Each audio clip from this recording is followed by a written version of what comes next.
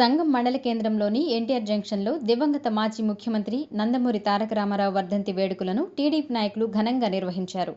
ఈ సందర్భంగా ఎన్టీఆర్ చిత్రపటానికి పూలమాలలు వేసి ఘనంగా నివాళులు అర్పించారు. పేద, బడుగు, బలహీన వర్గాలకు ఎన్టీఆర్ చేసిన సేవలను కొనియాడారు. అనంతరం అన్నదాన కార్యక్రమాన్ని నిర్వహించారు. ఈ కార్యక్రమంలో టీడీపీ మండల అధ్యక్షులు శ్రీనివాస్ యాదవ్, టీడీపీ నాయకులు కర్నాటి వీరేందర్ రెడ్డి, బాణ శ్రీనివాసులరెడ్డి, సర్పంచ్ ఆనం ప్రసాద్ రెడ్డి, సంగం అన్నారెడ్డిపాళెం సాగునీటి సంఘం అధ్యక్షులు షేక్ బాబు, సూరా శ్రీనివాసులరెడ్డి, హజరత్ రెడ్డి, బండారు హరిరెడ్డి, విజయ కృష్ణారెడ్డి, మహిళా నాయకురాలు మంజుల నాయుడు, పట్టాభిరామిరెడ్డి తదితరులు పాల్గొన్నారు. ఆనందంగా ఉంది. ఈ అవకాశం ఇచ్చిన పెద్దలకి హృదయపూర్వక ధన్యవాదాలు సెలవు తీసుకుంటున్నాను. ఇందిరాగాంధీ కూడా ముఖ్యమంత్రి నందమూరి తారక రామారావు 29వ వర్ధంతి కార్యక్రమాన్ని కార్యక్రమం పాల్గొంటున్నాం.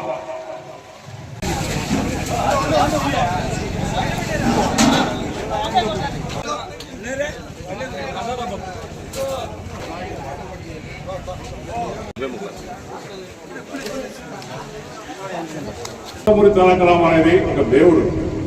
ఆయన ఏ వేషం వేసినా దేవుడితో సమానం. రాజు చేస్తారు, రారాజు, బృహన్న అంటే బృహన్నల.